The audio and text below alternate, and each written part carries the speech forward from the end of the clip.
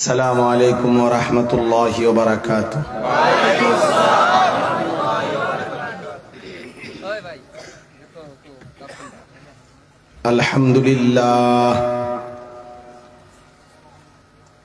الحمد لله نحمده ونستعينه ونستغفره ونؤمن به ونتوكل عليه ونعوذ بالله من شرور أنفسنا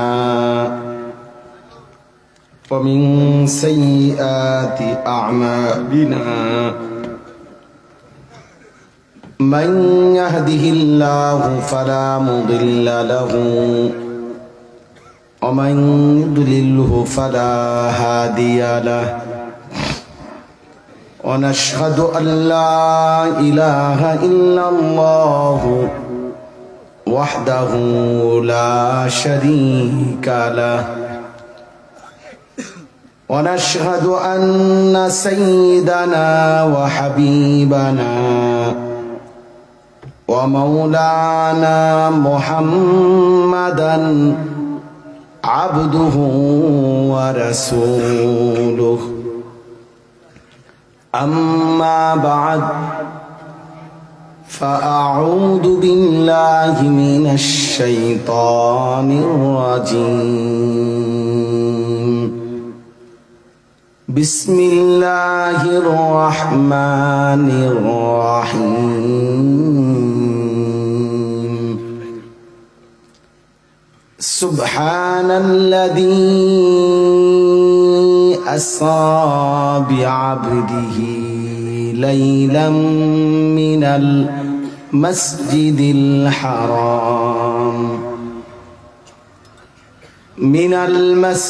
الحرام إلى المسجد الأقصى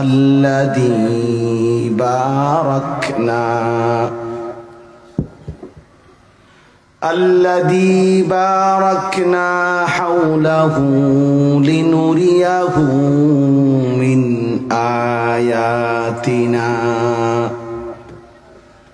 إنه هو السميع البصير صدق الله مولانا العظيم.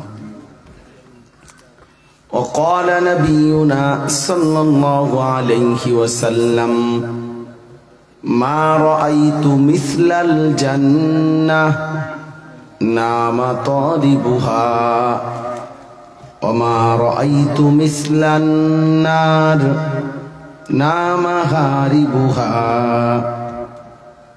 اللهم صل على محمد وعلى آل محمد كما صليت على إبراهيم وعلى آل إبراهيم إنك حميد مجيد.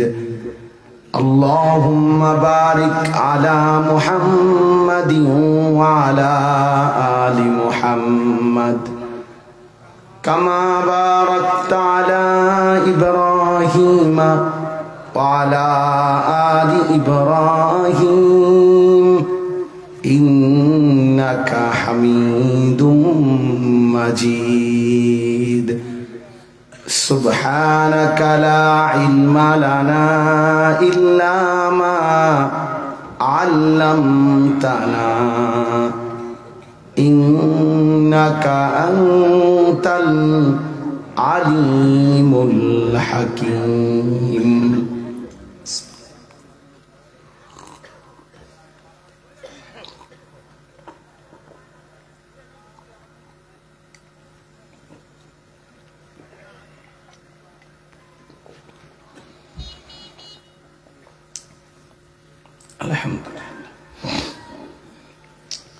আলহামদুলিল্লাহ আল্লাহ পাক রব্বুল ইজ্জত জুল জালাল ওয়াল ইকরামের ফজল করম রব্বুল আলামিনের অপরিসীম ইহসান মেহেরবানি দয়া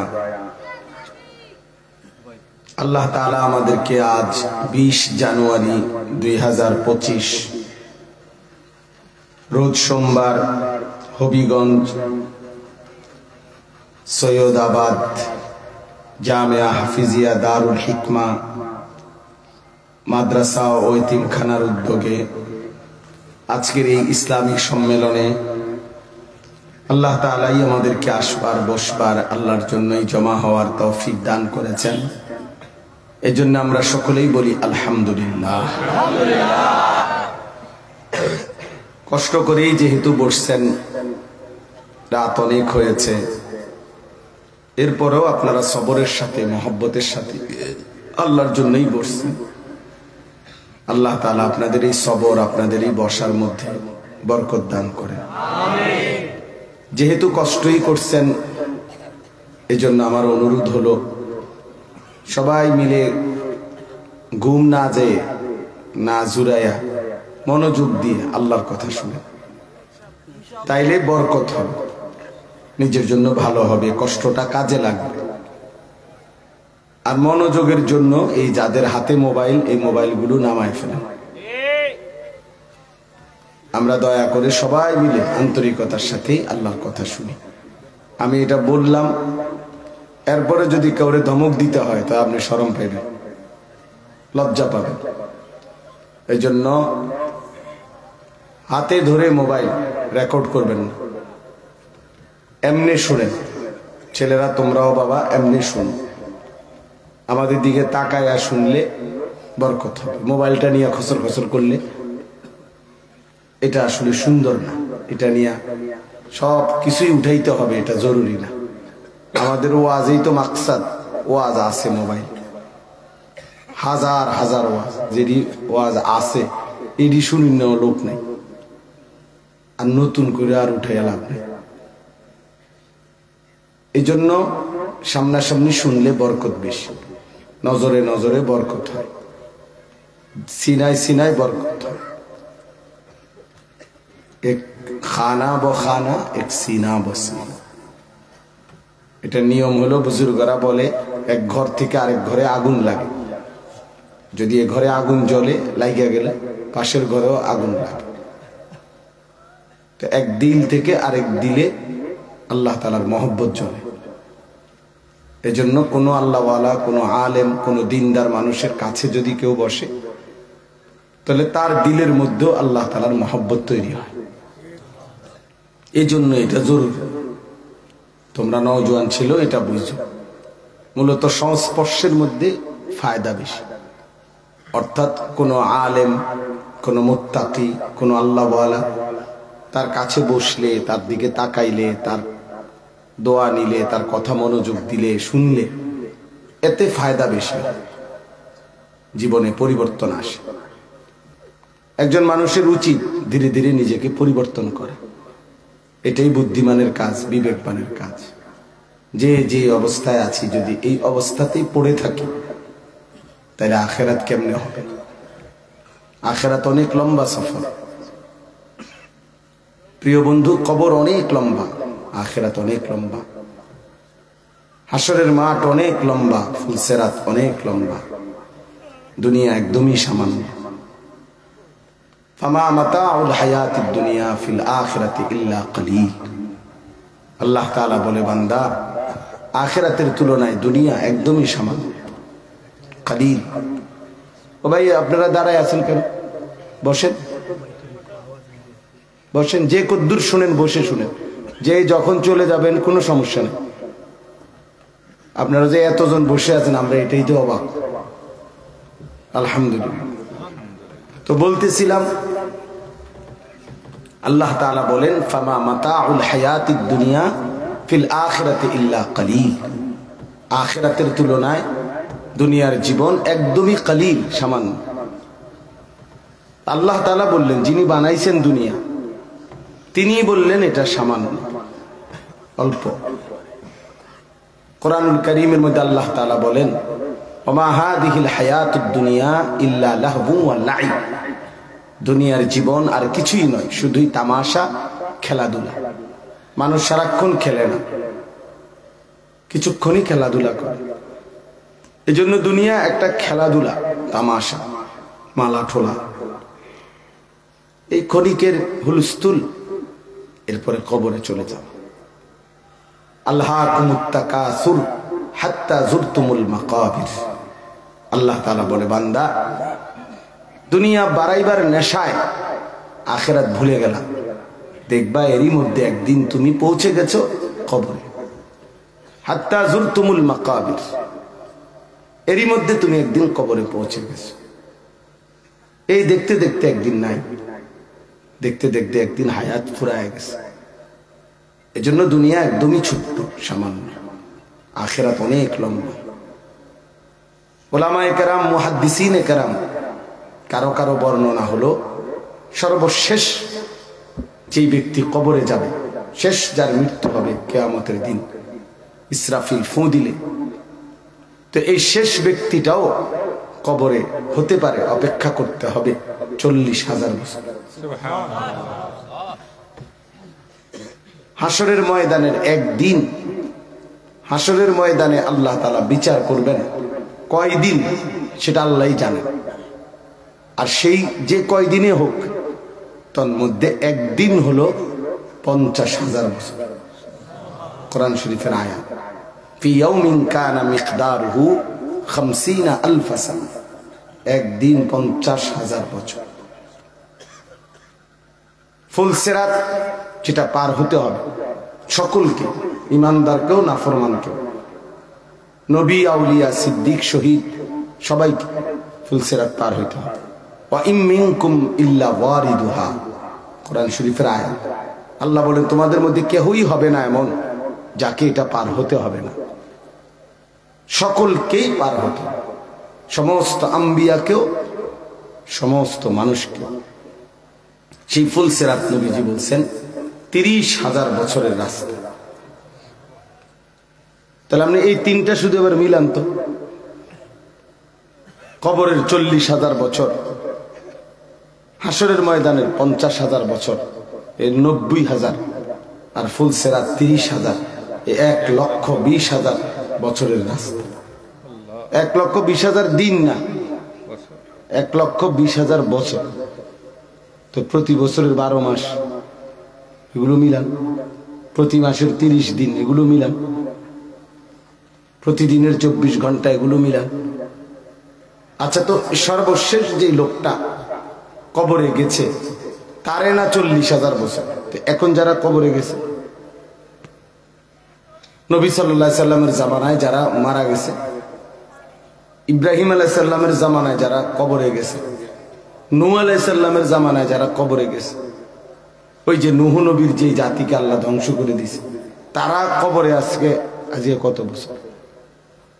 তো এই কবরে যার কষ্ট হইতেছে, সে কষ্ট পাইতেছে আজকে কয় বছর। কবরে যার আযাব হচ্ছে, প্রিয় ভাই ভেবে দেখো, তার আযাব হচ্ছে কয় বছর। তাইলে আমার কাছে একটা উর্দু কিতাব আছে, মৌত কে পুর আসরার ওয়াকিআত, মৃত্যুর খুব মর্মস্পর্শী ঘটনা, মোটা উর্দু বই। তো ওইখানে আমি একটা ছোট্ট ঘটনা পড়ছিলাম। হযরত ঈসা আলাইহিস সালাম, আমরা জানি ওনার নাম, আমাদের নবীর আগের জন। এই ঈসা নবীর একটা মুআজিজা ছিল, তিনি আল্লাহর কুদরতে, যত পুরাতনই হোক, কবরের মানুষ ডাক দিলে আল্লাহর কুদরতে, আল্লাহর হুকুমে কবর থেকে ওই লোকটা উঠে আসত। তো একবার ওনার সম্প্রদায়ের কওমের লোকেরা ওনাকে বলল যে, হে ঈসা, আপনি নূহ আলাইহিস সালামের কোন বংশধরকে কবর থেকে ডাক দেন। তার মানে ঈসা নবী আর নূহ নবী মাঝখানে হাজার হাজার বছরের ব্যবধান। তো এই জন্য বলছে যে আপনি এরকম কেউ উড়ান চাই কবর থেকে। হযরত নূহ আলাইহিস সালাম এর বংশের একজনকে ঈসা আলাইহিস সালাম ডাক দিছেন, আল্লাহর কুদরতে সে কবর থেকে উঠছে। আচ্ছা, এটা একটু রাখেন, আরেকটা কথা শুনেন, তাহলে এটা ওই বুঝতে সুবিধা হবে। তাফসীরের মধ্যে আছে, ইব্রাহিম আলাইহিস সালাম মানে নূহ আলাইহিস সালামের পরের, অনেক পরের নবী, ইব্রাহিম নবীর নাম শুনছেন না সবাই? এই ইব্রাহিম আলাইহিস সালামের আগে পৃথিবীতে যত মানুষ ছিল, কারো যত বৃদ্ধই হইতো, তাদের চুল দাড়ি পাকতো না, সাদা হইতো না, সিস্টেম ছিল ওই যাবে বাটপারি করে চলবে, অসভ্য।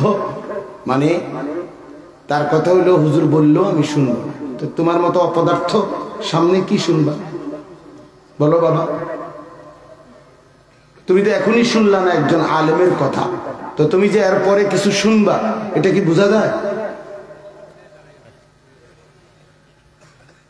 এখন কেমন লাগলো? এখন যে শরম পাইলা সবার সামনে, ভালো লাগছে কি? আমি তো সুন্দর করেই কইছিলাম, ঠিক না? বলেন। আমি তখনই বলছি যে আমি কিন্তু এরপরে দেখলে ধমক দিব। আমি তো বলছি তখন যে কোনো মূল্যে, তোমরা ছেলেরা তোমরা মনে করছো যে কোনো মূল্যে চুরি করে পারি, বাটপারি করে পারি, খুন করে পারি, আমি মোবাইলটা চালাইতে পারলেই আমি সার্থক। না রে বাবা, এটা জীবন না বাবা। এই পৃথিবীতে মোবাইল যখন ছিল না তখনও তো পৃথিবীতে মানুষ ছিল, তখনও তো কিশোর তরুণ যুবক এই বয়সী ছিল। তারা কেমনি জিন্দেগি কাটাইছে? আমাদেরও তো ছোট্ট বেলা ছিল, কই তখন তো এই মোবাইল ছিল না। তখন কি আমরা জিন্দেগি কাটাই নাই? তোমাদের চাইতে বেশি আনন্দে ফুর্তিতে জিন্দেগি কাটছে, আরো বেশি মজাদার জীবন কাটছে, বহুতই আনন্দ ফুর্তি। এখন তো সুরের মতো হইয়া রয়েছে তোমরা, দস্যুর মতো, যে মা বাবা বংশের মানুষের কারোর সাথে যোগাযোগ নেই, শুধু চুপে কোনাকানি খুঁজে সিফা চাপা টোয়ায় বইয়া বইয়া মোবাইল টিপতে। তার মানে তিনি যে এই অভ্যাস তো চোরের অভ্যাস। মানুষের সমাজে দাঁড়াইতে লজ্জা পায়, কারোর সাথে মিশতে সময় নাই, কারণ মিশলেই তো কথা বললে চাচার বাড়ি, মামার বাড়ি, আত্মীয় স্বজনের বাড়ি, মা বাবার খেদমত, সংসারের একটু কাজকর্ম করলেই তো মোবাইলের সময় যাবে না, পাবে না। এজন্য ছেলেরা মনে রাখো বাবা, এর শেষ পরিণতি একদিন তোমাকে জিন্দেগি শেষ করে জাহান্নামের খোরাক বানাই দেবে। একদিন দেখবা ধোঁকা, একদিন দেখবা মরিচিকা, একদিন দেখবা মোবাইলের ওই নর্তকীগুলোও নাই, সিনেমার ওই নর্তকীও নাই। পৃথিবীতে সিনেমার সবচেয়ে অসভ্য জায়গা ওইটাই মাওলা জ্বালায় দিছে। পৃথিবীতে সমস্ত উলঙ্গ ছবি, পর্নোগ্রাফি যেখানে তৈরি হতো, এটাই সেই জায়গা, ক্যালিফোর্নিয়া, লস অ্যাঞ্জেলস। পৃথিবীর সমস্ত উলঙ্গ ছবি যেখানে তৈরি হয়, পর্ণ ছবি যেখানে তৈরি হয়, সেটাই ওই জায়গা যেখানে দীর্ঘ 8-10 দিন যাব আল্লাহর আযাব আগুন জ্বলে ছাই করে দিছে। মাইলকে মাইল, হাজার হাজার হাজার হাজার একর জায়গা চালায়া ছাই, হাজার হাজার মিলিয়ন ডলারের বিল্ডিং পুড়ে ছাই হয়ে গেছে। মিলিয়ন বিলিয়ন ডলার কত আমরা বুঝতেন না, মিলিয়ন মিলিয়ন ডলার বুঝতে হতো না, বিলিয়ন ডলার বুঝতে হতো না, আমরা বুঝতামও না এটি গুনতে দিন। আমাদের দেশের দোতলা বিল্ডিং দেখলেই তো, 4তলা বিল্ডিং দেখলেই আমরা বাপরে কত বড় বড় লোক রে, 4তলা বিল্ডিং করে রেখেছে। ইউরোপ আমেরিকাতে তো এই সমস্ত 4তলা বিল্ডিং এ হাঁস মুরগাও থয় না, গরু ছাগলও পালে না এগুলোতে। এই জন্য প্রিয় বন্ধু, গুনাহ একদিন না একদিন ধ্বংস করে দেয়, জীবন ধ্বংস করে দেয়, আখিরাত ধ্বংস করে দেয়। তোমাদের চেহারা সুরত কালো হয়ে আছে, দেখো তোমরা গুনাহের কারণে। প্রতিনিয়ত নারী ছবি, মোবাইল, প্রতিনিয়ত আল্লাহর নাফরমানি, খোদার কসম চেহারা কালো করে। ধীরে ধীরে চেহারা কালো হয়ে থাকে, রসকস থাকে না, মায়া দয়া থাকে না, কারো শ্রদ্ধা, কারো ভালোবাসা, কারো আদর থাকে না। সবাই মনে করে লম্পট ছেলে, দুষ্ট ছেলে, বখাটে, কোনটা কইলে কোনটা কইয়া বয়, কি ঘুষা দিয়া লায় না ঠেক, লাথি দিয়া লায় কম জানা, বুঝো না কথা, ডাকাই। আমার শায়েখ বলে যে অসংখ্য ছেলে পেলে আছে এমন দুশ্চরিত্র যে মানুষ কুকুররে এতবার ভয় পায় না, মানুষ রূপী এই কুকুরে যতটা ভয় পায়। একটা কুকুর দেখলে হাঁটতে সাহস করে, কিন্তু এই জঙ্গলিরে দেখলে ভয় পায়, যে এটা দেখতে তো সন্ত্রাসী মনে হয়, চাঁদাবাজ মনে হয়, এটারে দেখলে না জানি কোন ক্ষতি করে ফেলি। এই জন্য বাবা নিজের ভালো দেখো, তুমি ডানে বামে দেখো। তোমরা যারা নামাজ পড়ো না, দিন মানো না, তোমরা যারা সেজদা দাও না, তুমি দেখো মানুষের চেহারা দেখলে তো মানুষ, আমি ওনার দিকে তাকাইলে তো বুঝি উনি আমার প্রতি আন্তরিক কিনা। চেহারা দেখলে বোঝা যায় না হুজুর? মানুষ তো বুঝে যে লোকটা আমাকে পছন্দ করে কিনা। আন্দাজ করা উচিত যে আমাকে মানুষ কি মনে করে। আমি যে সারাদিন মোবাইল নিয়ে পড়ে থাকি, নারী ছবি নিয়ে পড়ে থাকি, আমি সারাটা দিন যে মোবাইলে আসক্ত, দুইটা আঙ্গুল কোনো রেস্ট নাই, বিশ্রাম নাই, আমাকে মানুষ কি মনে করে? এরপরে না আল্লাহ, এরপরে না আখিরাত। দুনিয়াতে কোনো ইজ্জত আসেনি কোনো হারামখোরের, কোনো সুদখোর, ঘুষখোর, কোনো মদখোর, নেশাখোর, এই সমস্ত হাইওয়ানের দুনিয়াতেও তো কোনো ইজ্জত নেই, দুনিয়াতেও তো কোনো সম্মান নেই। আখিরাত তো পরে বেটা। মানুষে 1000 কোটি টাকা হইলে তো মানুষে কয় সুদের টাকা, মানুষে কয় বাটপা, সিটা, 2 নম্বরই পয়সা। তো এটা কি ইজ্জত হইল? এটা সম্মান হইল মিয়া? তো দেখো ভাই, কোন নাফরমান পাপীকে কলিজা থেকে, দিল থেকে মানুষ ভালোবাসে কিনা তুমি দেখো। আলহামদুলিল্লাহ, ওলামায়ে কেরামের দিকে তাকায় দেখো, মানুষ কি পরিমাণ শ্রদ্ধা করে। মানুষ তার সবচেয়ে উত্তম আয়টাকে স্বপ্ন দেখে, ভালোবাসে যে আমি যদি হুজুরের একবেলা খাওয়াইতে পারতাম, খাওয়াইতে পারতাম, আমি যদি একজন আলেম দ্বীনের একটু খেদমত করতে পারতাম। এই জন্য আমরা প্রত্যেকে ফিকির করা, আল্লাহ আমাদেরকে বুঝ দান করে। আমি নজর রাখি, এটা আমার অভ্যাস। মুখস্থ সারেগামা এটা বলা না, তাদের দেশের দিকে তাকাইয়া বয়ান করা না। আল্লাহ আমাদেরকে বুঝ দান করে। জি ভাইয়া, তো বলতেছিলাম ইব্রাহিম আলাইহিস সালাম ওনার আমলের আগ পর্যন্ত, ওনার আগ পর্যন্ত মানুষের চুল দাড়ি বৃদ্ধ হইলেও কি হইতো না? সাদা হতো না। এই যে এখন যেন সাদা দাড়ি, সাদা চুল, বৃদ্ধের চিহ্ন, এটা হতো না আর কি। আল্লাহ তাআলার নিজাম ছিল এটা। তাফসীর ইবনে কাসির আমি নিজে পড়ছি, আছে আউয়ালু মান শাবা ইব্রাহিম, সর্বপ্রথম যার চুল দাড়ি সাদা হইছে তিনি ইব্রাহিম আলাইহিস সালাম।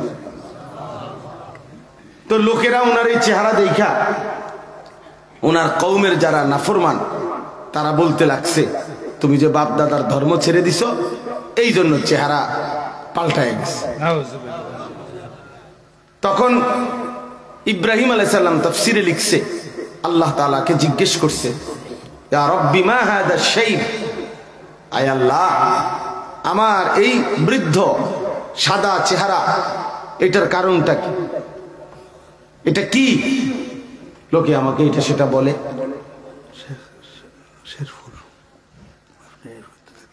তো কি সেটা? তো আল্লাহ তাআলা ইব্রাহিম আলাইহিস সালামকে বললেন, হাদা ওয়াকার। ইব্রাহিম, এটা সম্মান, এটা ওয়াকার, এটা ইজ্জত, এটা মর্যাদা। এই তখন তাফসীর আছে ইব্রাহিম আলাইহিস সালাম আবার হাত তুলে আল্লাহকে বলছে, আল্লাহুম্মা জিদনি ওয়াকারান, তাহলে আল্লাহ আমার এই মর্যাদা আরো বাড়ায় দেন। মানে বাকিটিও সাদা করে দেন, বাকি চুলদারিও কি করে দেন? সাদা করে দেন। এটা যে তোমার ইজ্জত, সম্মান। তো যাই হোক, আমার বলার উদ্দেশ্য হলো কোন কথাটা, ইব্রাহিম আলাইহিস সালামের আগে কারো চুল দাড়ি সাদা হতো না। তো এখন নূহ আলাইহিস সালামের জামানার ওই লোকটার চুল দাড়ি মৃত্যুর সময় কেমন থাকার কথা? বুঝিনি কথাটা? তাই আচ্ছা, তো এখন এই ঈসা আলাইহিস সালাম ওই যে নূহ আলাইহিস সালামের যে বংশধরকে কবর থেকে তুললো, ওই তুলছে, ঈসা আলাইহিস সালাম তাকে দেখে তার চুল দাড়ি সাদা। এই তখন ঈসা আলাইহিস সালাম তো অবাক। তো ঈসা নবী এই নূহ নবীর ওই বংশধরকে জিজ্ঞেস করছে যে কিরে বাবা, তোমাদের আমলে তো চুল দাড়ি সাদা হতো না, তোমার এই চুল দাড়ি সাদা হইলো কেমনে? এই তখন সে বলছে, ওই কিতাবের থেকে পড়তেছি যে, তখন ওই নূহ নবীর বংশধর বলল, হে নবী ইব্রাহিম, আল্লাহর কসম, মৃত্যু পর্যন্ত আমার চুল দাড়িও কোনোদিন সাদা ছিল না, কিন্তু আল্লাহর কসম, মালাকুল মউত আজরাইল যখন আমার জান কবজ করে, ওই সময় শুধু মৃত্যুর যে যন্ত্রণা হয়েছে, সাকরাতুল মউত, এই কয়েক মিনিটের মৃত্যু যন্ত্রণায় খোদার কসম আমার চুল দাড়ি সাদা হয়ে গেছে। মৃত্যুর যন্ত্রণাটাই শুধু এমন। এরপরে তো কবর, এরপরে তো কবর। প্রিয় বন্ধু, তাহলে কি হবে? কোরআন শরীফে আছে, সূরা মুজাম্মিলের মধ্যে, কোরআনুল কারীমের মধ্যে আছে, আল্লাহ তাআলা বলছেন, আশ্চর্য, আল্লাহ তাআলা আমাদেরকে ডাক দিয়ে বলছেন, বান্দা শোনো, আমি আল্লাহ তোমাদেরকে বলছি, বান্দা শোনো, ফাকাইফা তাত্তাকুনা ইন কাফারতুম ইয়াওমান ইয়াজআলুল বিলদানা শিবা। এই সূরা মুজাম্মিলের মধ্যে আল্লাহ তাআলা বলেন, বান্দা তোমরা যে অহরহ আমি আল্লাহর নাফরমানি করছো, ফাকাইফা তাত্তাকুনা ইন কাফারতুম, এই যে তোমরা আমি আল্লাহর অবাধ্যতা করছো বান্দা, নামাজ পড়ো না, সিজদা করো না, দিন মানো না, দিবা নিশি আমি আল্লাহ তাআলার নাফরমানি করতেছো, আল্লাহ তাআলা বলেন, এখানে এটার ফিসটা উল্টা পাল্টা, তো মনে হচ্ছে না দুইবার পৃষ্ঠ হয়ে গেছে। এই যে আল্লাহ তাআলা বলেন, ফাকাইফা তাত্তাকুনা ইন কাফারতুম ইয়াওমান ইয়াজআলুল বিলদানা শিবা। আল্লাহ বলে, বান্দা আমার নাফরমানি যে করছো দিবানিশি, কেমনে বাঁচবা সেদিন আমি আল্লাহর আযাব থেকে? যেই দিনের পেরেশানি, হাসরের দিনের একদিনের পেরেশানি, কষ্ট, যন্ত্রণা, অস্থিরতায় কোলের বাচ্চা বুড়া হয়ে যাবে। খোদার কসম, এটা কোরআনের আয়াতের অর্থ। ইয়াজআলুল বিলদানা শিবা, বাচ্চাটাই বুড়া হয়ে যাবে। একটা ছোট্ট বাচ্চাই একদিনেই পেরেশানি আর কষ্ট, যন্ত্রণায়, অস্থিরতায়, আযাবে বুড়া হয়ে যাবে, বুড়া হয়ে যাবে একদিন। তো হাসরের ময়দান কেমন বিষয় আপনি ভাবেন, পরকাল কেমন হবে বন্ধু ভাবেন, আখিরাত কেমন হবে ভাবেন, জীবনের উপরে কদর করেন। প্রিয় বাপ, এজন্য বলছি, কষ্ট করেই যেহেতু বসছেন, অতএব দিলের সাথে বোঝাপড়া করেন। এই যে অবস্থায় আছি, এইভাবেই যদি আমরা থাকি, আমাদের আখিরাত সুন্দর হবে তো, আমাদের পরকাল সুন্দর হবে তো। 40 বছর 50 বছর ধরে যিনি বিড়ি সিগারেট খাইতেছেন, এই অবস্থায় কবরে গেলে আখিরাত সুন্দর হবে তো? 30 বছর যাবত যিনি সুদ খান, কিস্তি নেন, 30 বছর যাবত যিনি মিথ্যা বলেন, হারাম রোজগার করেন, ওজনে কম দেন, কাস্টমারকে ঠকান, মিথ্যা বলেন, এইভাবে মরলে আখিরাত সুন্দর হবে তো?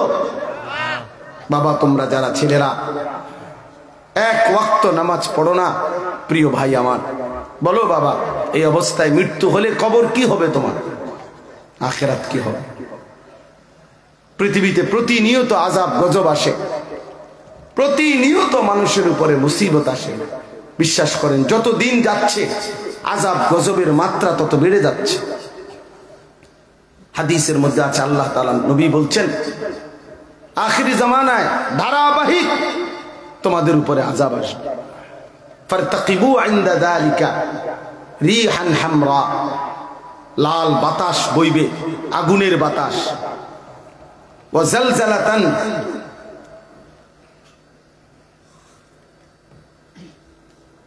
ওয়া জালজালাতান ভূমিকম্প হবে, ওয়া খাসফান মাটি ধসে দেওয়া হবে, ওয়া মাসখান চেহারা বিকৃত করে দেওয়া হবে, ওয়া কাজফান ভূমি ধসে যাবে, ও আয়াতিন তাতাবাউ একটার পর একটা বাই সিরিয়াল আল্লাহর আযাব আসতেই থাকবে। কা নিজামিন কুতিয়া সিলকুহু। তসবিহ কই তসবিহ আমার একটা ফলা নিছে, ওইখানে এক ছেলে আমার কাছ থেকে নিয়েছে আমার হাতে তসবিহ। আল্লাহর নবী সাল্লাল্লাহু আলাইহি সাল্লাম বলছেন, মানে মুসিবত কেমন আসবে, কেমন ধারাবাহিক, এই কথাটা বুঝাইবার জন্য নবী সাল্লাল্লাহু আলাইহি সাল্লাম বলছেন কা নিজামিন কুতিয়া সিলকুহু, যেমন এই তসবির দানা, এইটা যদি এখন এখানে কাইটা দেয় ব্লেড দিয়া পোঁছ দেয়, বলেন এই 100 দানা এটার মধ্যে মাটিতে পড়তে কয় ঘন্টা লাগবে? বুঝছেননি বাবা? কয়েক সেকেন্ডের মধ্যে সবগুলো পর পর পর পর করে যাবে কিনা? আল্লাহ নবী সাল্লাল্লাহু আলাইহি সাল্লাম বলছেন এই কা নিজামিন কুতিয়া সিলকুহু, যেমন মালা, যে মালার রশি কেটে দিছে, তো এবার সবগুলো দানা একসাথে পর পর পড়ে গেছে, এইভাবে তোমাদের উপরে একটার উপর একটা আযাব এভাবে আসতে থাকে, মুসিবত আসতে থাকে। পাগল হয়ে যাইবা বান্দা, উম্মত পাগল হয়ে যাইবা। হাদিসের মধ্যে আছে আল্লাহর নবী সাল্লাল্লাহু আলাইহি সাল্লাম বলেছেন, আমি দেখতে পাচ্ছি তোমাদের উপরে আযাব আসবে, ফিতনা আসবে, মুসিবত আসবে, কামাওয়াকিল কাতর, ইন্নী লা আরাল ফিতান কামাওয়াকিল কাতর, বৃষ্টির ফোঁটার মতো তোমাদের উপরে ফিতনা একটার পর একটা মুসিবত আসতেই থাকবে। এখন বৃষ্টির ফোঁটার ব্যাপারে বলেন, এক ফোঁটা পড়লে জমিনে আরেক ফোঁটা পড়বার আগে কয় মিনিট ব্যবধান? 10 মিনিট। বৃষ্টির ফোঁটা কি 10 মিনিট পর পর পড়ে? কেমনি পড়ে? অনবরত, অনবরত কিনা? অনবরত বৃষ্টির পানির ফোঁটা পড়ে। ঠিক আল্লাহর নবী সাল্লাল্লাহু আলাইহি সাল্লাম বলেন তোমাদের উপরে আযাব আসবে, মুসিবত আসবে অনবরত। প্রিয় ছেলেরা, আজকে না তোমার বাবার পয়সা দিয়ে তুমি মোবাইল টিপতেছ, তুমি কি সবসময় তোমার বাবার কাঁধের উপরে ভর দিয়ে চলবা? প্রিয় ভাই বলো, 1 ঘন্টায় তো তোমার বাবার সংসার, তোমার বাবার জিন্দেগি তছনছ হয়ে যেতে পারে। একটা ঘন্টার অ্যাক্সিডেন্টে তো তোমার বাবার সব শেষ হয়ে যেতে পারে, তুমি তো পথের ফকির হয়ে যেতে পারো। তখন তুমি কি করবা বাপ? তখন এই আগামীর পৃথিবীর বাস্তবতা কেমনে সইবা? আখিরাত তো পরে, কবর তো পরে, দুনিয়া দুনিয়া তোমার বাবার এই কষ্টের টাকা, ঘাম ঝরানো টাকা, কোনো টাকাই তো বাপ মাটির তলের থেকে ওঠে না, কামাই করতে হয়। কেউ না কেউ, হয় তোমার বাপ নয় তোমার ভাই, হ্যাঁ, কষ্ট করে উপার্জন, দেশে থেকে হোক আর লন্ডন গিয়া হোক, লন্ডনে গিয়া হোক আর যেখানে গিয়া হোক, মধ্যপ্রাচ্যে হোক আর ইউরোপে হোক, বাংলাদেশে হোক, মেহনত ছাড়া তো রোজগার হয় না, হয় কি? তাইলে মেহনত, আমি ওই যে আমাদের মনসুর ভাইয়ের ভাই যে না লন্ডন থাকে, যে নতুন গেছে, যে মাসরুর ভাই, এই উনি আমারে মোবাইলে দেখাইলো, কয় যে হুজুর 1টা মিনিট ডিউটি কদ্দুর ফাঁকি দেওয়া যায় না, 1টা মিনিট কদ্দুর ফাঁকি দেওয়া যায় না। 12 ঘন্টা 14 ঘন্টা সৌদি আরবে আমি কত দেখছি প্রবাসী ছেলেরা আম করে যে বলে, কান্দে জড়ায় ধরে, কয় যে হুজুর 12 ঘন্টা 14 ঘন্টা ডিউটি কইরা মনটা চায় মাটিত পইরা থাকি, হাইটা যে পাওটা হেঁচড়াইয়া রোমে যামু, শরীরটার মধ্যে আর এই বলটা থাকে না এত কষ্টের পরে। কিন্তু অথচ রোমে গিয়ে এই প্রবাসী নিজের বেচারা নিজের রান্না নিজে করতে হয়, তার বউ করতে পারে, তারা কে রান্না দিব? আবার রোমে গিয়া নিজের রান্না রাঁধে, আবার কাপড় চোপড় গুলো ধোয়, এই কাপড় কে ধুয়ে দিবে তারে? তাহলে এই কাপড় নিজে ধোয়, নিজে রান্না করে, আবার দুগা ভাত খায়, রাইন্দা একটু বিশ্রাম করে আবার দৌড় মারে ডিউটিতে।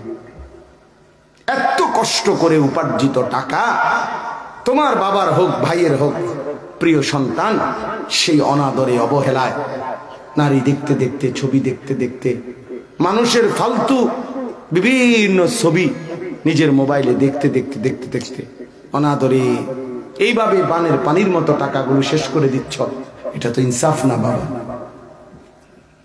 একদিন অভাব দেখা দিবে, একদিন দারিদ্রতা দেখা দিবে, একদিন মনে পড়বে, একদিন মনে পড়বে। আল্লাহর নবী সাল্লাল্লাহু আলাইহি ওয়াসাল্লাম বলছেন, নি'মাতান মাগবুনুন ফীহিমা কাসীরুম মিনান নাস, আস-সিহহাতু ওয়াল ফারাগ।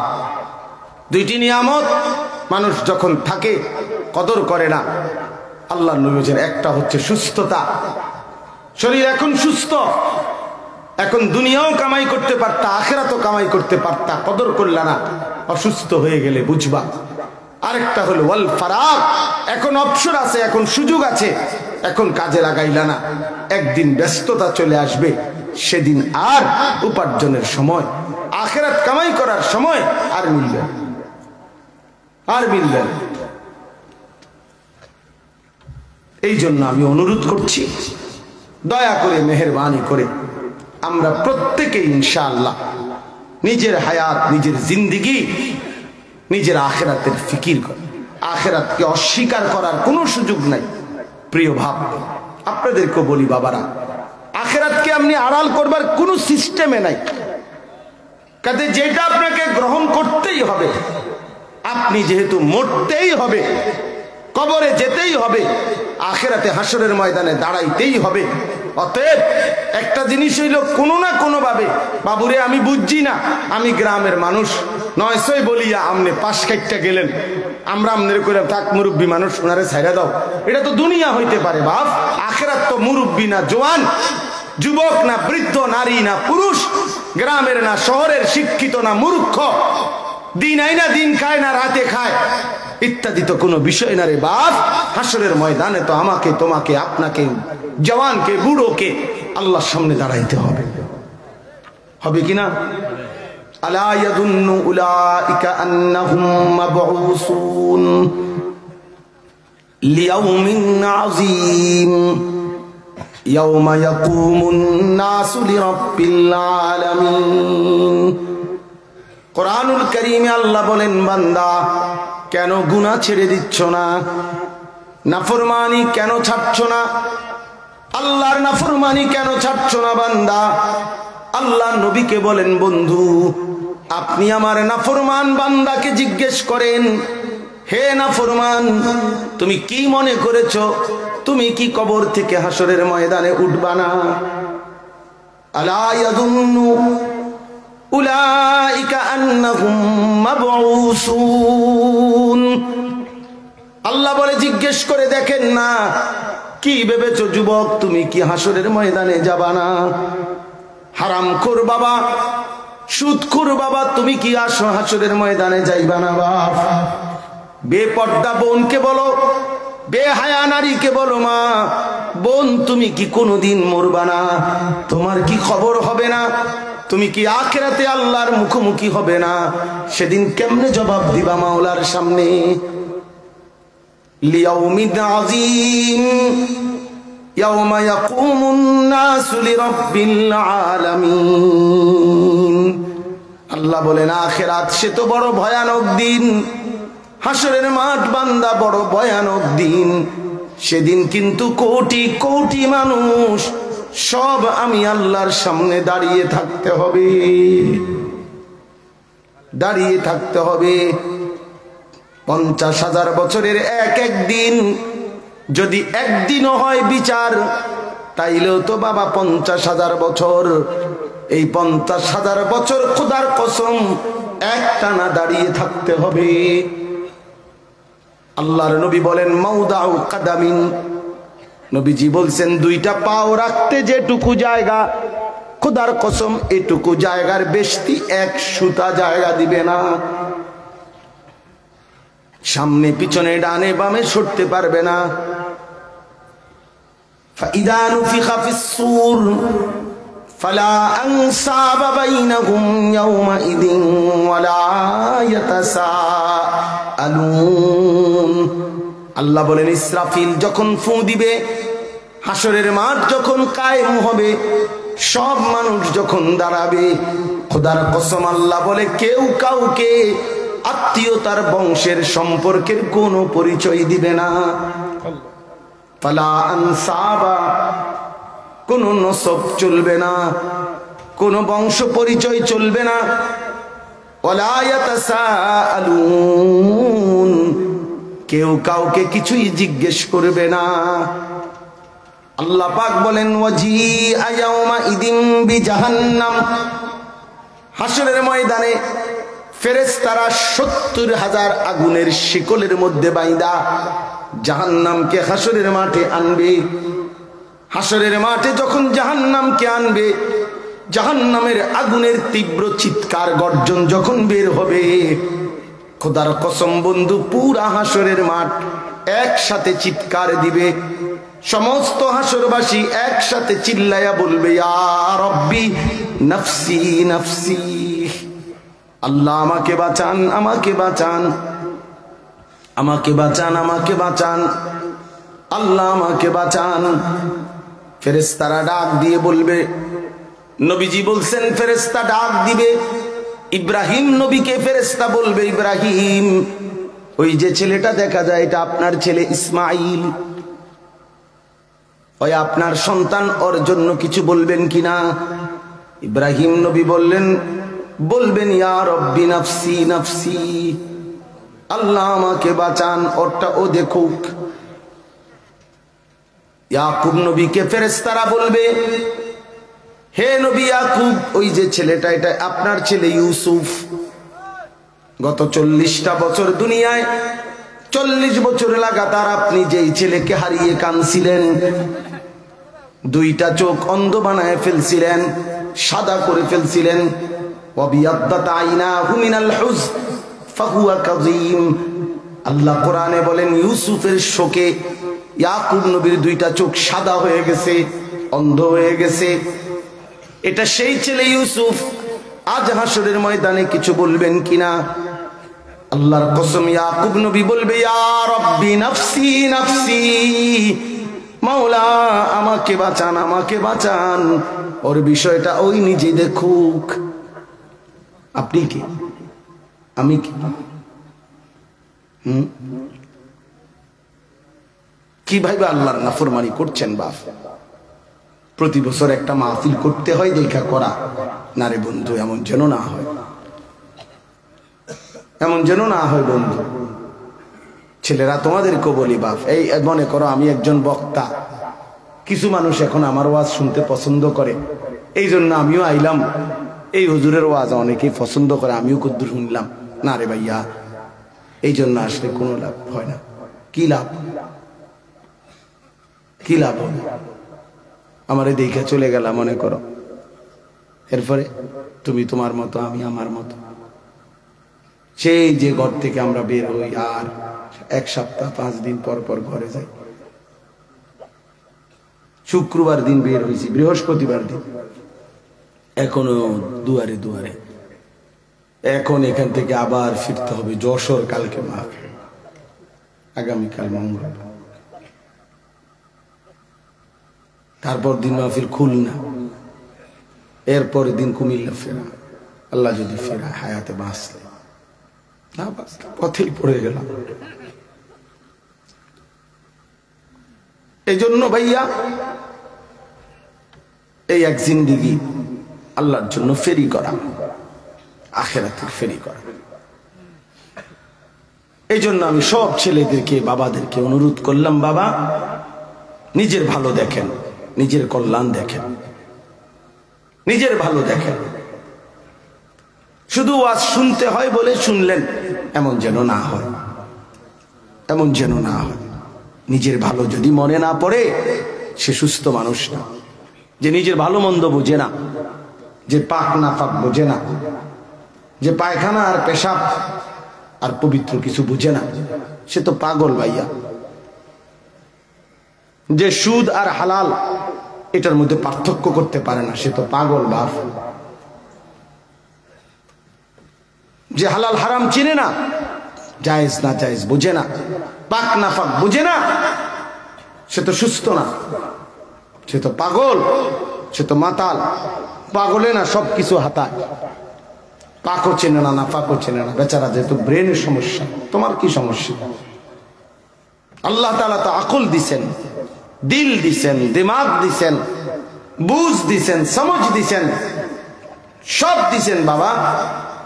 কেন হেরে গেলাম শয়তানের কাছে? কেন হেরে গেলাম নফসের কাছে? কেন হেরে গেলাম নারীর ছবির কাছে? কেন হেরে গেলাম মাত্র কয়েকটা টাকার কাছে?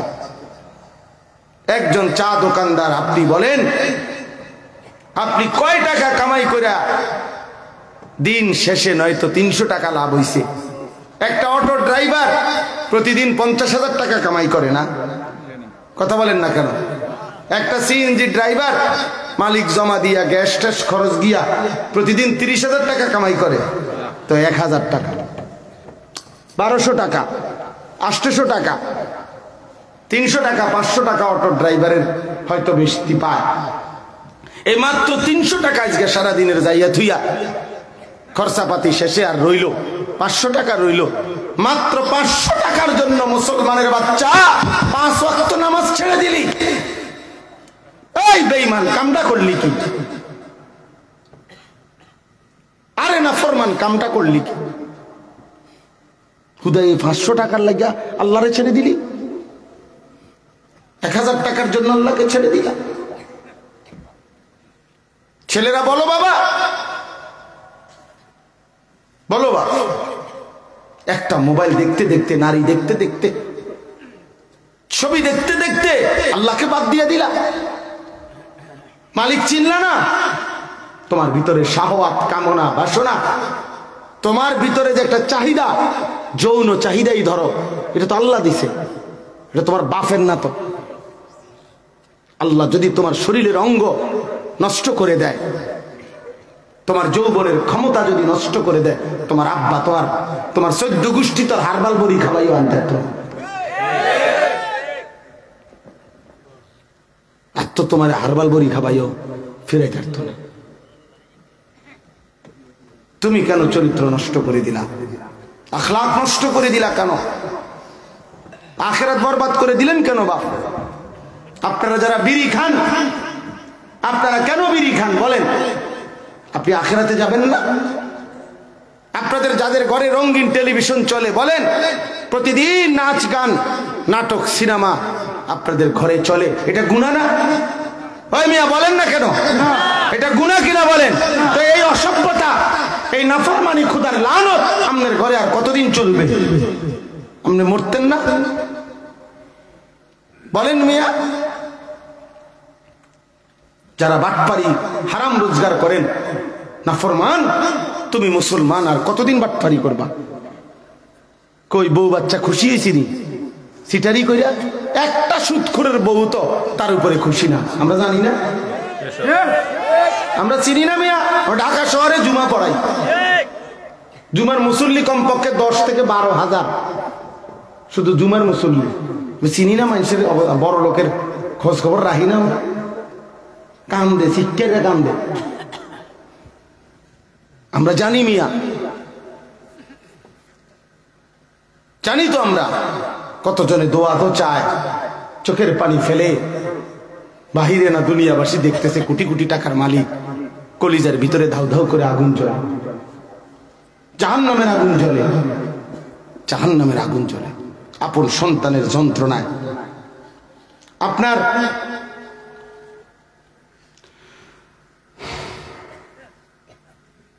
যন্ত্রণায়, কষ্টে বাবা সুখ মিলে না, সুখ মিলে না।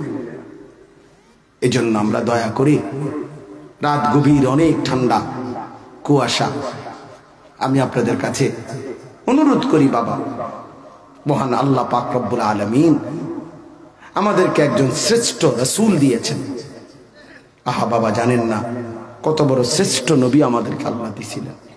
ওফ, 1.25 লক্ষ নবী রাসূল, আদম থেকে ঈসা নবী পর্যন্ত সমস্ত নবী রাসূল, নবী রাসূলের ঈমানদার উম্মত যেই নবীকে চাইছিলেন আল্লাহর কাছে, কাউকে আল্লাহ দেয় নাই।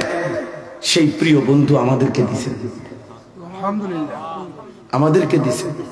আল্লাহ বলছে, বান্দা বহুদিন আমি বন্ধুকে আমার কাছে রাখছিলাম রে, আমি তো বানাইছি আদমেরও আগে, কিন্তু আমার কাছেই রেখে দিয়েছিলাম। কতজন, কত নবী, কত আম্বিয়া আমার কাছে আবদার করছে আখিরি পয়গম্বরকে একটাবার দেখবে, আমি তো কাউরে দেখতে দেই নাই। আমার বন্ধুকে যত্ন করে আমার কাছেই রাখছিলাম। আজ তোমাদের জন্য আমি আল্লাহ আমার সেই প্রিয় বন্ধুকে, লাকাদ মান্নাল্লাহু আলাল মুমিনিন ইজ বাআসা ফীহিম রাসূলাম মিন আনফুসিহিম, আমি আল্লাহ তোমাদের ঈমানদারদের জন্য আমার সেই কলজার টুকরা বন্ধু তোমাদেরকে দিয়ে দিলাম। আমাদেরকে শ্রেষ্ঠতম রাসূল দিয়েছেন।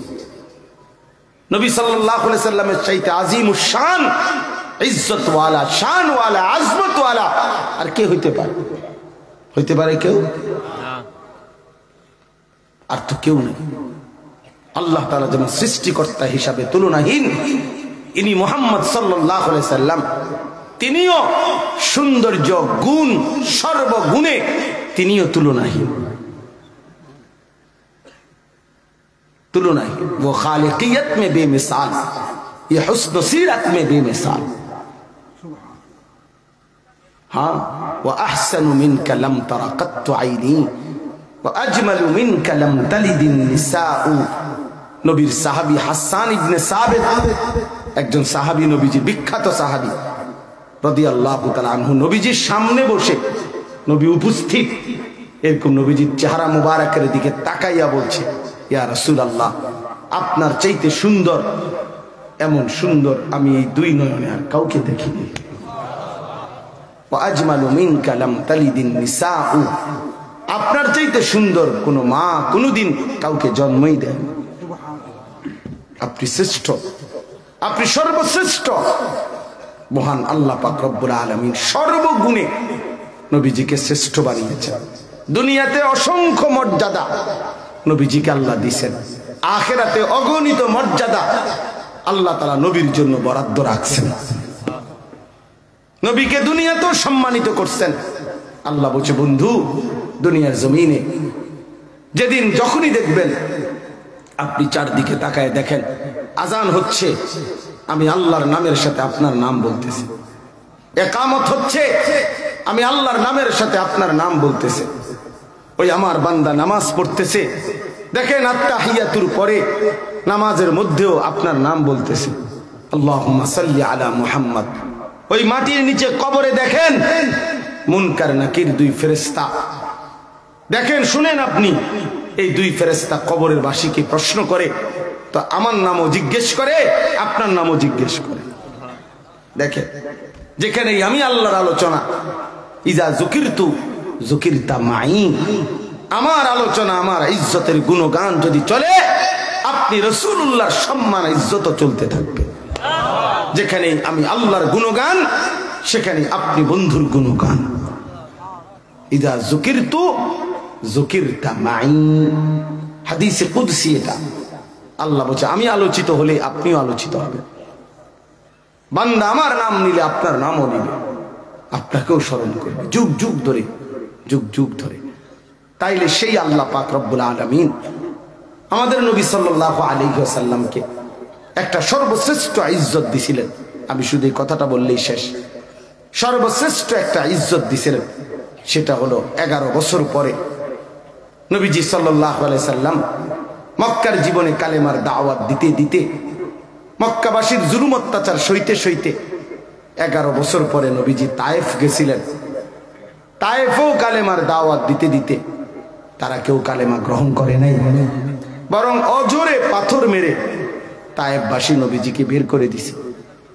নবী সাল্লাল্লাহু আলাইহি সাল্লামের রক্তে, সারা দেহে রক্তে, নবীজির সাথে তখন যিনি ছিলেন হযরত যায়েদ ইবনে হারেসা রাদিয়াল্লাহু তাআলা আনহু, তিনি তখন নবী সাল্লাল্লাহু আলাইহি ওয়াসাল্লাম এর এই সাহাবী বর্ণনা করে, পায়ের জুতা, পায়ের তালুর সাথে রক্তে জমাট বাইধা গেছে।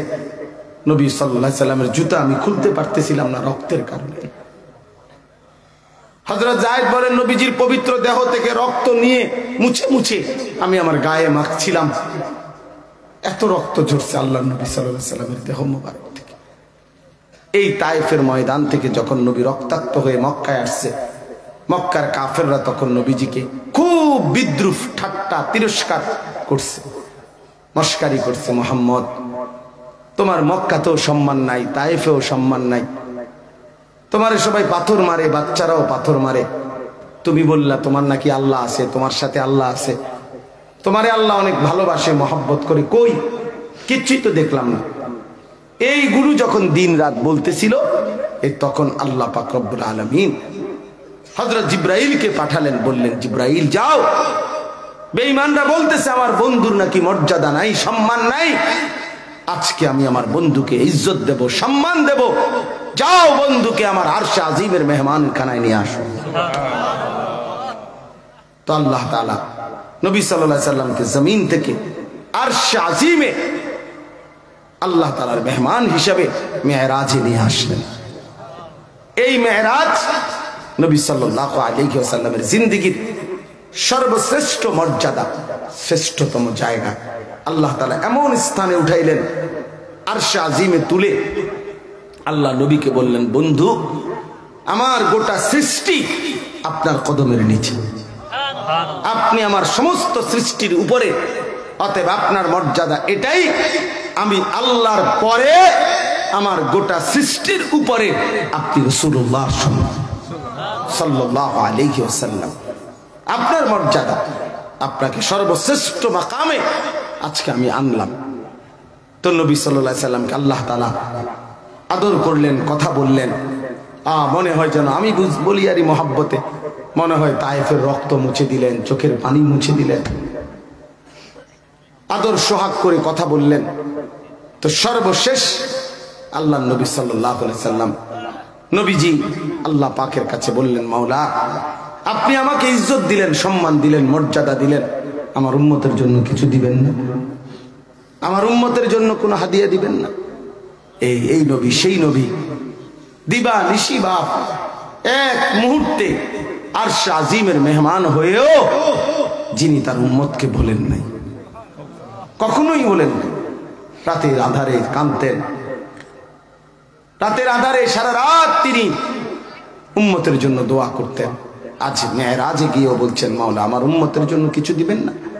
তো আল্লাহ তাআলা বলছেন, বন্ধু 11টি বছর আমি আপনার কাছে কোরআন নাজিল করছি, জিবরাইল পাঠাইছি, আজ 11 বছর পরে কত কথা আমি আপনার কাছে কোরআন নাজিল করছি জিবরাইল দিয়ে দিয়ে, কিন্তু আমি একটা আমল আমি আল্লাহ আমার কাছে রাখছিলাম, এটা আমি নিজের কাছে রাখছি, আমি সিদ্ধান্ত নিয়ে রাখছিলাম, আপনি বন্ধুকে আমার পাশে এনে সর্বোচ্চ মর্যাদা আপনাকে আমি যেদিন দেব, সর্বোচ্চ আমল সেদিনে আমি আপনার আল্লাহ আমার কুদরতি হাতে আপনার হাতে তুলে দেব। এই জন্য আজ আপনার মর্যাদার সর্বোচ্চ মাকাম মেরাজ, এই জন্য এই মাকামে আইনা আরশে আজিমে এনে আমি আল্লাহ আমার কুদরতি হাতে 5 ওয়াক্ত নামাজের হাদিয়া আমি আল্লাহ আপনার হাতে তুলে দেব। এটা আপনার উম্মতের জন্য হাদিয়া। এই বন্ধু শেষ কথা, অর্থ হলো আমি শুধু এই কথাটাই বলতে চাই, 5 ওয়াক্ত নামাজ, ছেলেরা বাবারা শুনো, 5 ওয়াক্ত নামাজ আরশের হাদিয়া, 5 ওয়াক্ত নামাজ মেরাজের হাদিয়া, আল্লাহ পাকের হাদিয়া। এবং 5 ওয়াক্ত নামাজ সেদিন আল্লাহ দিয়েছেন যেদিন নবী সাল্লাল্লাহু আলাইহি সাল্লামকে সর্বশ্রেষ্ঠ মর্যাদা দিয়েছেন। এজন্য নবীর শ্রেষ্ঠ মর্যাদা যদি কেউ স্বীকার করে, আল্লাহর নবীকে যদি কেউ ভালোবাসে, নবীর প্রতি যে এক বিন্দু মায়া দরদ যদি কারো থাকে, 5 ওয়াক্ত নামাজ না পড়ে তার ভালোবাসার দাবি মিথ্যাবাদী ছাড়া আর কিচ্ছু হইতে পারে না। যার কপালে 5 ওয়াক্ত নামাজের সেজদা নাই, তুমি যদি বলো তুমি নবীকে ভালোবাসো, তুমি মিথ্যুক মিথ্যুক মিথ্যুক মিথ্যুক বেটা, তুমি মিথ্যাবাদী বেটা, মিথ্যাবাদী বেটা। সেজদাবিহীন নবীর আশিক হওয়া যায় না। রাসূলুল্লাহ সাল্লাল্লাহু আলাইহি সাল্লামকে আল্লাহ তাআলা শ্রেষ্ঠতম সম্মান দিয়ে এই নামাজ দিয়েছেন, সেটাকে আমরা অবহেলা করলে নবীজির সাথে আমাদের সম্পর্ক কিসের, মহব্বত কিসের? এই জন্য আজকে রাত গভীরে আমরা নিয়ত করি। শায়েখ দামাত বারাকাতুহুম তিনি সিলেটেই ছিলেন। আমি এর আগে অনেক ক্লান্ত অসুস্থ, এরপরেও আমরা ভাবছিলাম হযরত চেষ্টা করবেন, কষ্ট হবেন, কিন্তু এতটাই ক্লান্ত বোধ করছেন, মশওয়ারা করে হযরত আসবেন না, কোনো সমস্যা নাই। আমি আপনাদের কাছে অনুরোধ করছি, হযরত আপনাদের জন্য দোয়া করবেন, আমরাও দোয়া করি আপনাদের জন্য, আমরা এখনই দোয়া করব। কিন্তু এই দোয়ার পূর্ব মুহূর্তে আপনাদের কাছে আমার অনুরোধ, আপনারা সবাই এই কষ্ট করছেন, ঠান্ডা, কুয়াশা, বৃষ্টি মতো পানি পড়ছে, ছোট ছোট ফোঁটা, এই অবস্থায় নিয়ত করেন। ছেলেরা বাবা, বিশেষ করে তোমরা নিয়ত করো বাবা যে 5 ওয়াক্ত নামাজ পড়বা। প্রিয় ভাই, আমি আবারও বলছি, কথাটা আমার বুঝতে শিখো। মাশাআল্লাহ, মাশাআল্লাহ, আল্লাহ সবাইরে কবুল করেন। হাত নামাও ভাই। আমি আবারও বলছি, ছেলেরা তোমারে আলাদা আলাদা বলি, কারোর দিকে চাইয়া তুমি ভালোই থাকতা না, তুমি আল্লাহর দিকে তাকাও। তুমি একাকী একটা কবরের সামনে একা একদিন কতক্ষণ দাঁড়াই, একা দাঁড়াই, কবর জিয়ারত করো, একলা তাকায় থাকো কতক্ষণ কবরের দিকে। কবর তোমারে ডাক দিবে, বলবে আনা বাইতুদ দুদ, আমি পোকামাকড়ের ঘর। আনা বাইতুল ওয়াহদা, আমি একাকী ঘর। আনা বাইতুল গুরবা, আমি অপরিচিত ঘর। কবর তোমারে বলবে আনিস, ভুল কইরো না আনিস, নাফরমানির জিন্দেগি নিয়ে কবরে আইসো না, কবরে আইসো না। এই জন্য দয়া করে প্রত্যেকে, আবারও বলছি, আমার কিশোর তরুণ নওজোয়ান ছেলেরা, আমি তোমাকে অনেক বেশি মহব্বত করি বাপ। আমার জিন্দেগির একটা আলাদা স্বপ্ন, মিশন, ফিকির, আমার নওজোয়ানরা নামাজি হবে, আগামী দিনের ইসলামের পতাকা উড়াবে ইনশাআল্লাহ। সারা পৃথিবী অপেক্ষা করছে নওজোয়ানের জন্য। ইনশাআল্লাহ নওজোয়ান আগামী পৃথিবীতে পতাকা উড়াবে, কালেমার পতাকা উড়াবে ইনশাআল্লাহ। এই জন্য দয়া করে তোমরা যদি সেজদা না দাও, দাজ্জালের খপ্পরে ঈমান চলে যাবে। আজকে তো এতটুকু মনে আছে, মুসলমান একদিন হবে, একদিন হয় তুমি অথবা তোমার জেনারেশন ইসলাম কি এটাও চিনবে। তোমার হাতেও তো জেনারেশন আসবে। অর্থাৎ আল্লাহ চাহে তো তোমরা যারা আজকে এখন 17, 18, 20, 25 বছরে, তোমরাও তো ইনশাআল্লাহ আল্লাহ হায়াতে বাঁচাইলে বিবাহ শাদী করবা, আল্লাহ বাঁচাইলে তো তোমাদেরও তো সন্তান আসবে। তো তোমার সন্তান, তুমি যদি সারাদিনে 1 ওয়াক্ত নামাজ না পড়ো, তুমি যদি সারাটা দিন মোবাইলের মধ্যে, ছবির মধ্যে পড়ে থাকো ভাইয়া, তোমার জেনারেশন কি করবে? তারা তসবিহ পড়বে। হ্যাঁ, তোমার সামনের প্রজন্ম কি করবে? তুমি ইনসাফ করো, তুমি ভেবে দেখো। আল্লাহ তাআলা আমাদেরকে তৌফিক দান করেন।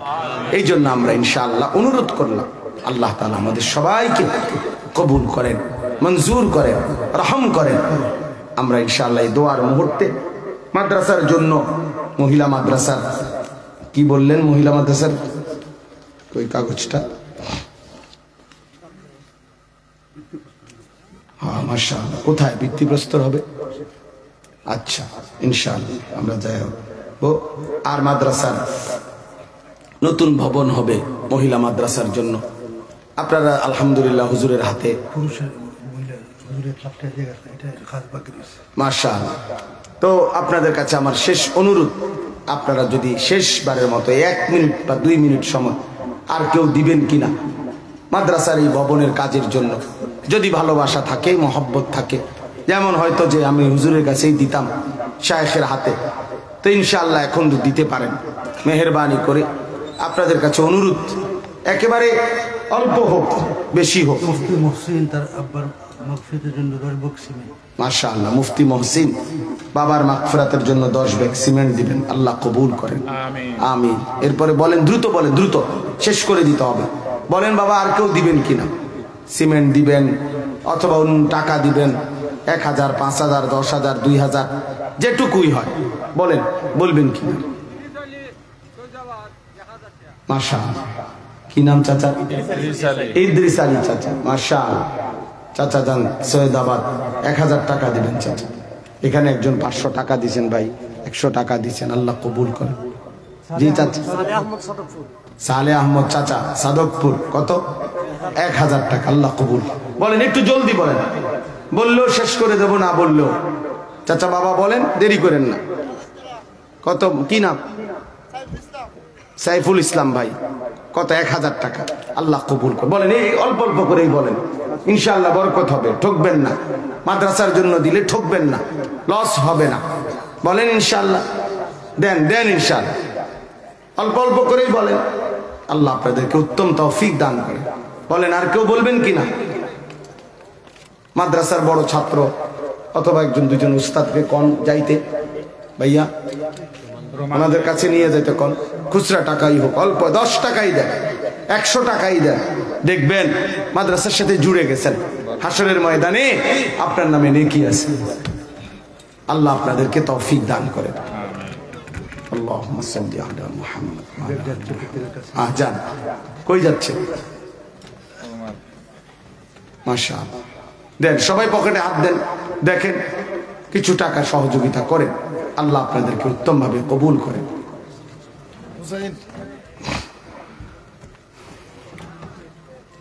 ধরেন একজন সহযোগিতা করেন ওকে। আল্লাহুম্মা সাল্লি আলা মুহাম্মদ ওয়া আলা আলি মুহাম্মদ কামা সাল্লাইতা আলা ইব্রাহিম ওয়া আলা আলি ইব্রাহিম ইন্নাকা হামিদুম মাজিদ। আস্তাগফিরুল্লাহাল্লাযী লা ইলাহা ইল্লা হুয়াল হাইয়্যুল কাইয়্যুম। ভাই দোয়া করে যাও, দোয়া করে, এক্ষুনি দোয়া করছি। হাবিবুর রহমান, মা বাবার মাগফিরাতের জন্য 1000 টাকা দিয়ে দাও। হাবিবুর রহমান মা বাবার মাগফিরাতের জন্য দোয়া চেয়েছেন, 1000 টাকা, আল্লাহ কবুল করেন।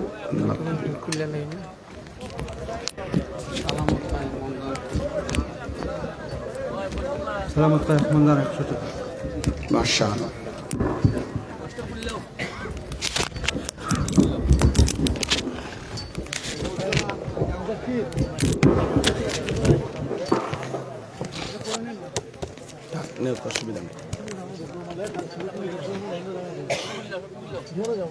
যাও ভাই, রুমাল নাও।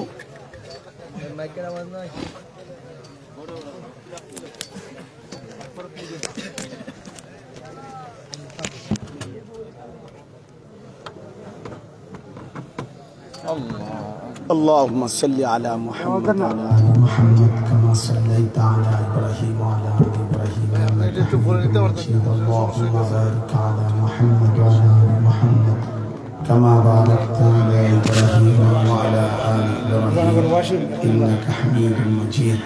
জি ওয়াসিম ভাই, এক মন ধান, মাশাআল্লাহ, আল্লাহ কবুল করুন। আল্লাহ তাআলা আপনাদের সবাইকে উত্তম বিনিময় দান করেন। পেছনেও যা দান করছেন সবগুলো দানের মধ্যে আল্লাহ বরকত দান করেন। আলহামদুলিল্লাহি রাব্বিল আলামিন। আল্লাহুম্মা আনতাস সালাম ওয়া মিনকাস সালাম, তাবারাকতা ইয়া যাল জালালি ওয়াল ইকরাম, ইয়া আরহামার রাহিমিন, ইয়া আরহামার রাহিমিন, ইয়া আরহামার রাহিমিন। ربنا ظلمنا أنفسنا وإن لم تغفر لنا وترحمنا لنكونن من الخاسرين. ربنا آتنا في الدنيا حسنة وفي الآخرة حسنة وقنا عذاب النار. رب ارحمهما كما ربياني صغيرا. ربنا هب لنا من أزواجنا وذرياتنا قرة أعين وجعلنا للمتقين إماما. رب ارحمهما كما ربياني صغيرا. মওলাই করিম, রাত অনেক গভীর মাওলা, আল্লাহ কুয়াশার চাদরে ঢাকা পাওনা অল্প কয়েকজন গুনাহগার গোলাম আপনার শাহী দরবারে হাত উঠাইলাম। তামাম জিন্দেগীর নাফরমানি সব মাফ করে দেন। আয় আল্লাহ, পিছনের জিন্দেগীর সমস্ত গুনাহ মাফ করে দেন। আগামী জিন্দেগি ঈমান আমল দ্বারা ভরপুর করে দেন। তাকওয়ার জীবন দান করেন। সেজদাওয়ালা কপাল বানিয়ে দেন। কাঁদনেওয়ালা চোখ বানিয়ে দেন। জিকিরওয়ালা জবান বানিয়ে দেন। मोहब्बत वाला दिल बनिए देन आय अल्लाह सुन्नत वाला बंदगी वाला जीवन बनिए देन জীবনটা কাজে লাগাবার তৌফিক দান করেন কবরের ফিকির দান করেন জাহান্নামের ভয় দান করেন জান্নাতের আশা দান করেন আল্লাহ আখিরাতে বেইজ্জতি কইরেন না কবরে শাস্তি দিয়েন না আল্লাহ জাহান্নামের আযাব দিয়েন না আল্লাহ সমস্ত ভাবা ভাই সকলকে মাফ করে দেন এলাকার সমস্ত আশপাশের কবরবাসীদেরকে মাফ করে দেন কিয়ামত পর্যন্ত কবরের আযাব মাফ করে দেন কবরগুলোকে জান্নাতের টুকরা বানিয়ে দেন আল্লাহ আমাদের প্রত্যেকের আগামী জিন্দেগি সুন্দর করে দেন কিশোর তরুণ নওজোয়ান ছেলেগুলোকে নামাজি বানিয়ে দেন নামাজি বানিয়ে দেন রাত গভীরে আমি ভিক্ষা চাইলাম মাওলা আল্লাহ আমি ভিক্ষা চাইলাম ছেলেগুলোরে মাফ করে দেন ওরা বুঝে নাই মাওলা মোবাইল ওদেরকে ভুলায় দিছে নারীর আসক্তি এদেরকে ভুলায় দিছে আল্লাহ আপনি এই সন্তানদেরকে ফেরায় দেন নামাজি বানিয়ে দেন আগামীর ইসলামের জন্য কবুল করে নেন মাহাদির পক্ষে কবুল করে নেন দাজ্জালের বিরুদ্ধে কবুল করে নেন আল্লাহ আমার বাবা চাচা যারা বয়স্ক তাদেরকে আরো বেশি নেক আমলের তৌফিক দান করেন মাদ্রাসা খানা কবুল করে নেন মাদ্রাসা খানা কবুল করে নেন মাদ্রাসা খানা কবুল করে নেন আপনি চাইলে সব হবে মাওলা আপনি না চাইলে কিছুই হবে না মাওলা আপনার রহম পেলে সব হয়েই যাবে সব হয়েই যাবে আল্লাহ মাদ্রাসার সব জরুরত আপনি পূরণ করে দেন আপনার খাজানায় কোনো অভাব নাই আপনার খাজানায় কোনো অভাব নাই আপনি দিয়েই দেন মাওলা আপনি দিয়েই দেন মাওলা আপনি দিয়েই দেন মাওলা আপনি দিয়েই দেন মাওলা আল্লাহ ছাত্র ছাত্রী উস্তাদ শিক্ষক শিক্ষিকা মিলায় দেন এলাকাবাসীর দিল মাদ্রাসার সাথে মদিনার আনসারদের মতো বানিয়ে দেন মাদ্রাসার আসাতেজায়ে কেরামকে ইখলাস ও তাকওয়া দান করেন কমিটির সদস্যদেরকে হায়াত দারাজ করেন আজকের এই মাহফিল খানা কবুল করে নেন মাহফিলের সমস্ত কথায় বরকত দান করেন আল্লাহ আমাদের শায়েখকে আফিয়তের জিন্দেগি দান করেন সুস্থতার হায়াত দান করেন আরো যতজন যতভাবে অসুস্থ শিফায়ে কামিল আজেলা দান করেন আল্লাহ ইজ্জত আফিয়ত দান করেন জীবনটা কাজে লাগাবার তৌফিক দান করেন মা বোনদেরকে পর্দা পশিদা দান করেন প্রত্যেককে হালাল রোজগার করার তৌফিক দান করেন হারাম থেকে বাঁচান গুনাহ থেকে বাঁচান প্রবাসী বাবা ভাইদেরকে বিদেশের জমিনে সহি সালামতে নিরাপদে রাখেন আল্লাহ আমাদের সবাইকে কবুল আর মনসুর করে নেন গোটা দেশ নিরাপদ করে দেন গোটা পৃথিবীর মজলুম মুসলমানদের বিজয় দান করেন কালেমার বিজয় দান করেন হকের বিজয় দান করেন ইসরায়েলের ইহুদি বেঈমানদেরকে ধ্বংস করে দেন গাজা ফিলিস্তিনের মুসলমানকে বাঁচান মাওলা বাঁচান মাওলা মাওলা দয়া করেন মাওলা এই চোখে ফিলিস্তিনের বিজয় দেখে যেতে চাই আল্লাহ এই চোখে কালেমার বিজয় দেখতে চাই মাওলা আপনি মুমিনের বিজয় দান করেন আপনি মুমিনের বিজয় দান করেন আমার ভাইয়ের এই মাদ্রাসা আপনি কবুল করে নেন আল্লাহ এই মাদ্রাসা আপনি কবুল করে নেন আল্লাহ আমাদের প্রত্যেককে রহম করেন করম করেন স্ত্রী সন্তানদেরকে নেক জীবন দান করেন আল্লাহ বউ বাচ্চার কারণে বেইজ্জতি করেন না বিবি বাচ্চার কারণে বেইজ্জতি করেন না আল্লাহ সংসারে অভাব দিয়েন না নাফরমান বউ বাচ্চা দিয়েন না বেনামাজি স্ত্রী সন্তান দিয়েন না মাওলা আল্লাহ রব্বির হামহুমা কামা রব্বায়ানি সগীরা সুবহান রাব্বিকা রব্বিল ইজ্জাতি আম্মা ইয়াসিফুন ওয়া সালামুন আলাল মুরসালিন আলহামদুলিল্লাহি রাব্বিল আলামিন